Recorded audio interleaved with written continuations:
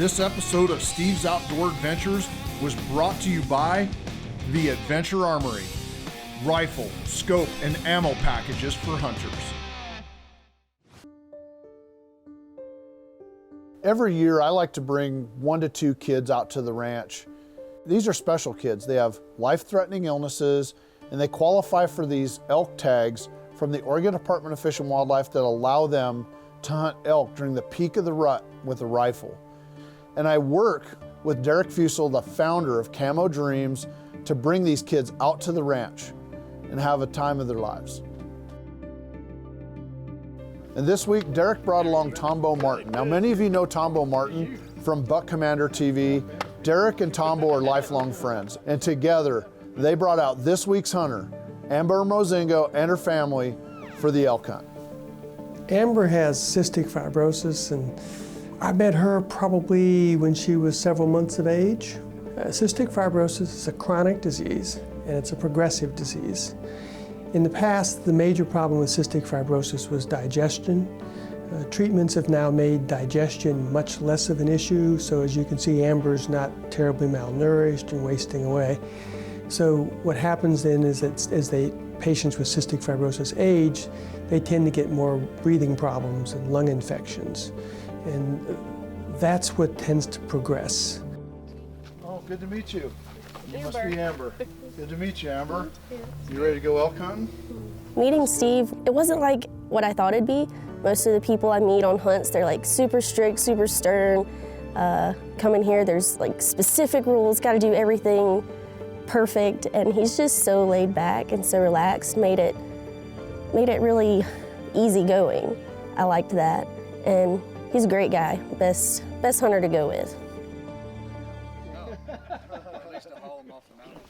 So, have you shot a 308 before? I don't think so. Our first order of business was to make sure that Amber could shoot. So I set the Bergara rifle up on the bipod on the shooting bench and set a target up downrange at 100 yards. And what we found out is that Amber could shoot.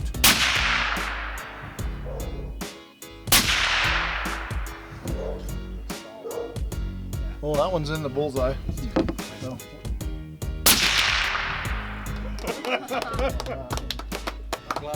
She doesn't say much, but when she does, it goes boom. Let's go kill an elk. So we still had Cooper Mishu and his family in camp, and after supper and with everyone all settled in and looking forward to the next day's hunt, I decided this was the perfect night to have a special guest speaker. And all the seasons leading up to now, I've only got one kid, minus Jason Smith from last year, that's still with us, and that's Hunter. And he actually asked me if he could come up and talk to everybody tonight and kind of tell his story.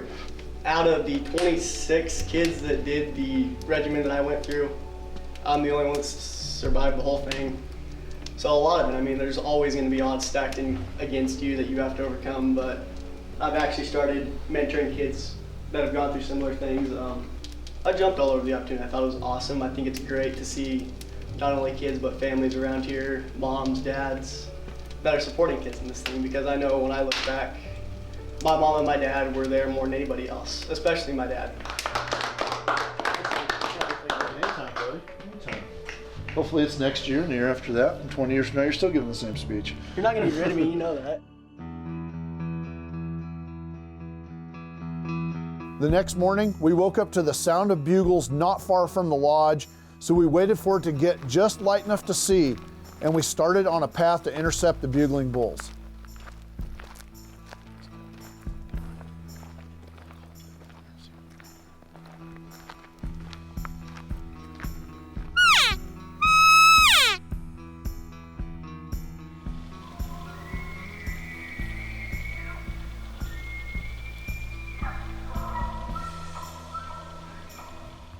Steve and Cody are trips, especially Cody.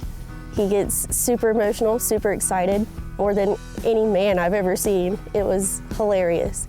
And I actually like them a lot better than most of the people I've been on hunts with. It was fun. They actually made it interesting. How you doing? You freaking out yet? Yes. All right.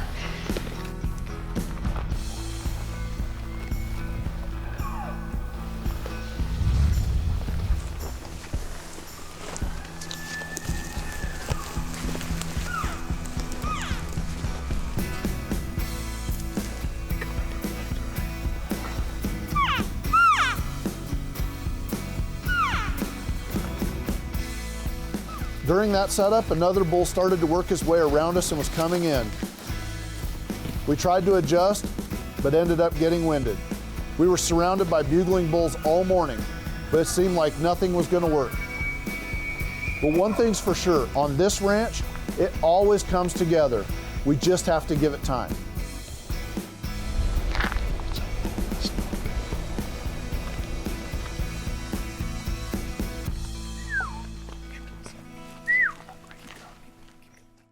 This segment of Steve's Outdoor Adventures has been sponsored by Burris Optics. Find what matters. This segment of Steve's Outdoor Adventures has been sponsored by Pendleton Ammunition. Loading bullets, one round at a time.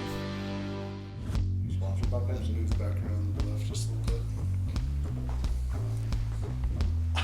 After a great morning hunt, we had even higher hopes for the evening.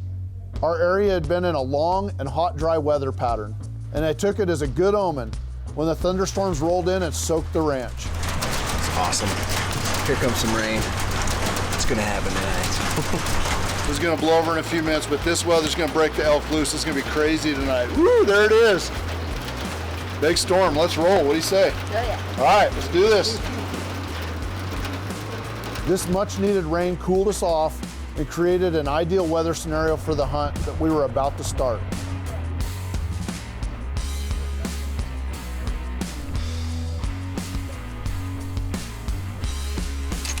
Keep the wind in our favor. Go about 50 yards past the water trough. Make sure we come back into it totally scent-free. Yeah. But, I mean, they're going to get up pretty soon and start yodeling. I mean, it's going to be on tonight. This rain's really going to help us. Yeah, I think so. Let's do this.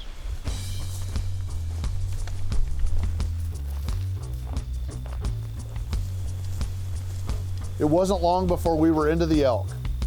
We had located a big herd and spotted a nice 7x7 that bedded down and was bugling and surrounded by cows.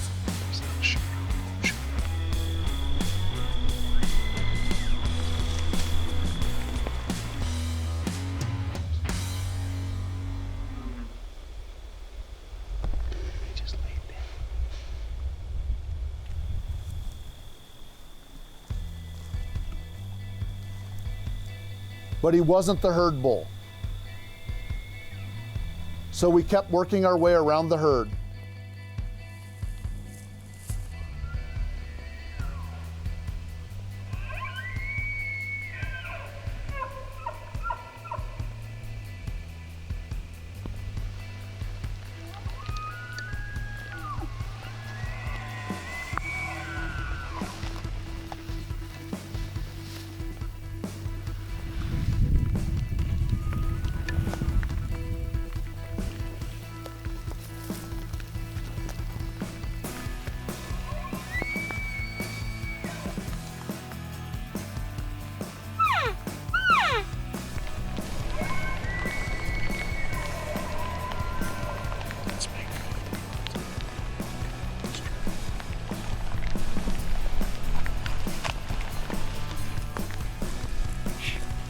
Definitely the CF makes the hunting a bit difficult, especially with the altitude that you're in.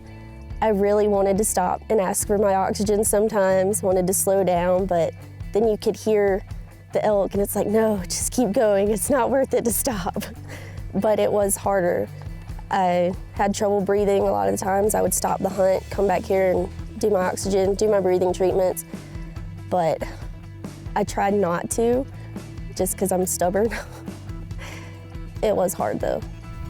After not spotting anything else, we followed some more bugles to a small canyon and caught up with another herd. And while there were some nice bulls, I really thought we could do better.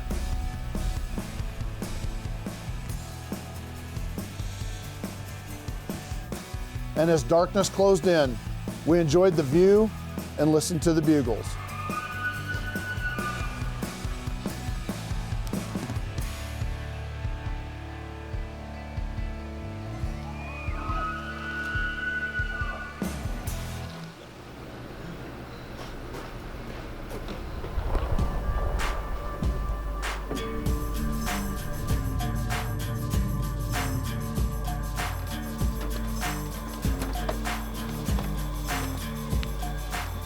The next morning was crisp and cool, and the night before I could hear the bulls bugling from the meadows. Our plan was to move into a position and catch the elk as they fed out of those meadows and toward their bedding areas.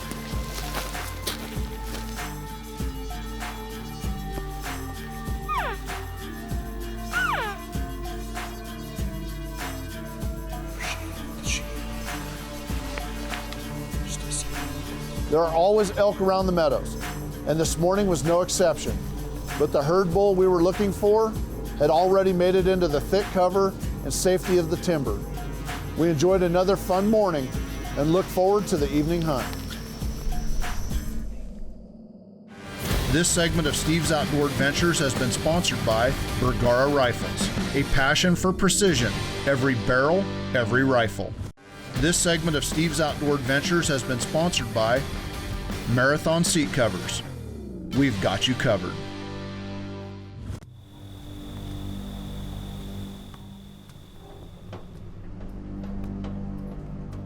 This is a pretty good sized ranch, and every hunt I like to go someplace different and look at new elk. This is important when you're looking for a big bull. On this hunt, I went way up high on the mountain, and what we found set the stage for the rest of the hunt.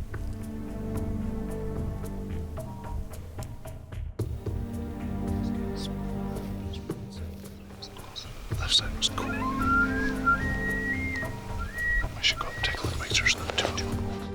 As the goofy horn bull went out of sight, he dropped into a little draw and we could hear other bulls bugling. Cody and I knew that there was more elk up there.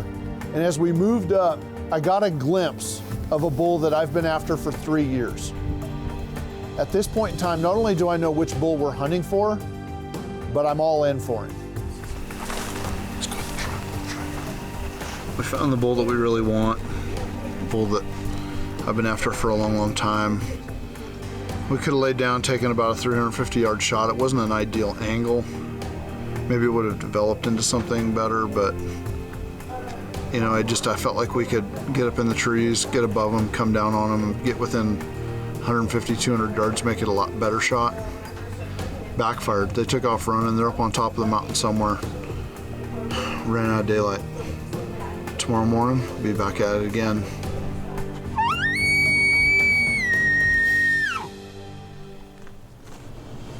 Morning was like every other morning we've been here. We headed out a little bit earlier than usual because Steve had it set in his mind. He had some kind of plan. We walked around a good 4 miles. We saw several, but none of them were what Steve was wanting me to get. We started in the area where I thought we would find the massive bull, and right off the bat we were descending onto the sounds of bugles across the canyon from us. We could see some cows and we got a glimpse of a large bull. As he headed across country, we followed the sounds of his bugles for more than 3 miles before we caught up with him. And I got a good look at him.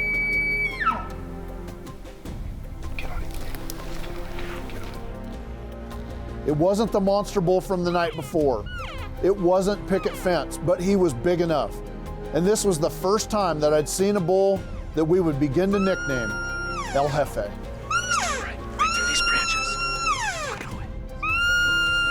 This bull was on a mission, and just like that, he was gone. The good news is that this bull is walking right toward a large body of elk, and I'm pretty sure that we're gonna find him here for the evening hunt. Additionally, this is approximately where I thought we would find the giant bull that we had spotted the night before, so I knew exactly where our evening hunt was gonna begin. I was kind of tired, out of breath, so we drove back here, put my oxygen on, took a little nap, kind of recuperate.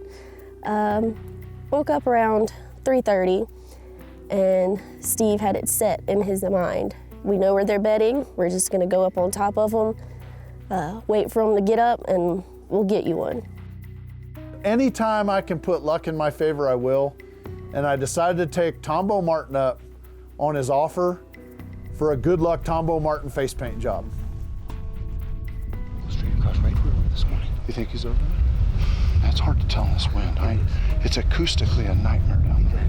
All right, let's do this.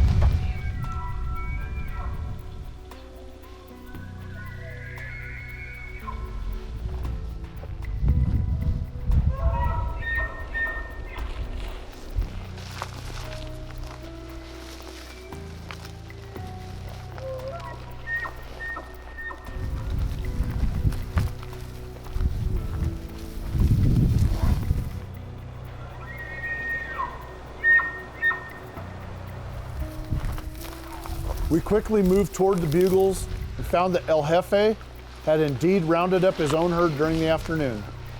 He was on the same face where we had seen him that morning, but he was pushing his herd away from us and up the face. They hadn't seen us, they hadn't smelled us, and while I was rounding everyone up to give chase, I didn't give a single thought to what he was pushing his cows away from. And that's when Ian spotted the tips of the tines of another bull in the trees and a couple of cows working their way into the open.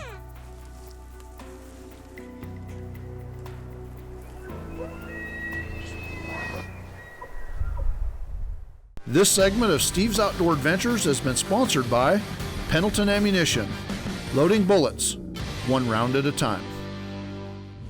This segment is sponsored by Adventure Armory, rifle, scope, and ammunition packages shipped, ready to shoot.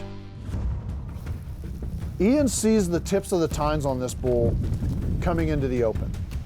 And from the second I put my binoculars on him, I knew it was him. I knew that it was the bull that I'd seen 3 years earlier and nicknamed Picket Fence. I can't look, don't even look at what the antlers are. Just aim for your shoulder. As soon as somebody gave me the clear to fire, I did. Shot him. You been over. Easy.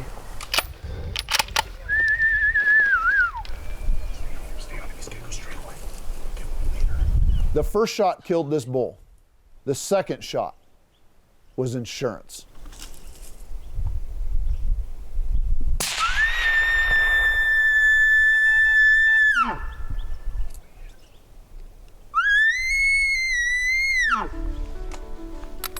I knew where I hit him. It was out of Steve's view. He didn't go down. We were pretty excited. Feel good? Yeah. It looked good.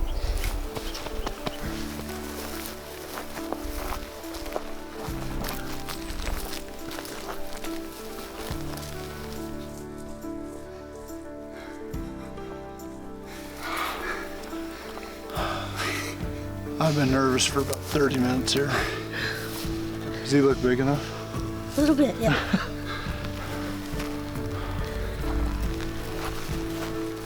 Looked around for a little bit and finally found him, and it started to get dark. He was huge. I didn't even realize I shot Picket Fence. That's awesome.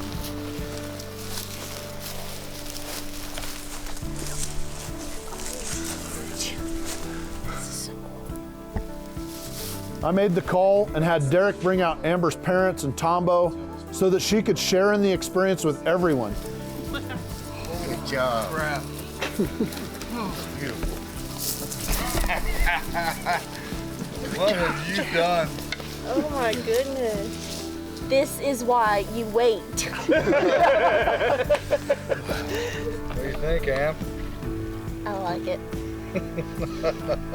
I still wouldn't have waited. And you wouldn't have tried this one. Exactly. You're so awesome, dude. You believe the size of these things? No. I mean, seriously. I could like put 3 of my friends on here and ride it to school or something. Yeah, I haven't done anything like this before. The actual effort you have to put in up and down the mountain, the breath that it takes, how far these things can go in just a matter of seconds, because they're so big. I didn't expect them to be so big. It was very worth it. I got something that a lot of people will never even think about getting. It's tough. I definitely wanted to give up at some points, but then I'd hear them and I'd be like, nah, that's great, you gotta go for it. Like, it is a challenge, but the outcome is very worth it. No matter what you have, what you think you can't do, you will never know if you don't get up and try. That's what I've learned with Amber. And it's people like Camo Dreams and Derek and Steve's Outdoors and everyone here, I mean, even the camera crews, and everybody has come out to help her realize a dream of hers, and she has far surpassed anything that I've ever thought she could do. These are my favorite weeks of the entire year, when I get to bring these special kids to the ranch and enjoy these hunts and listen to the songs of September It's just a special place for me, and it's just my favorite time of the year. But I urge you, no, I beg you, to watch next week's program as we take yet another Camo Dreamer, a young man down to Utah, to chase trophy mule deer bucks during the peak of the rut with my good friend, Daniel Richards.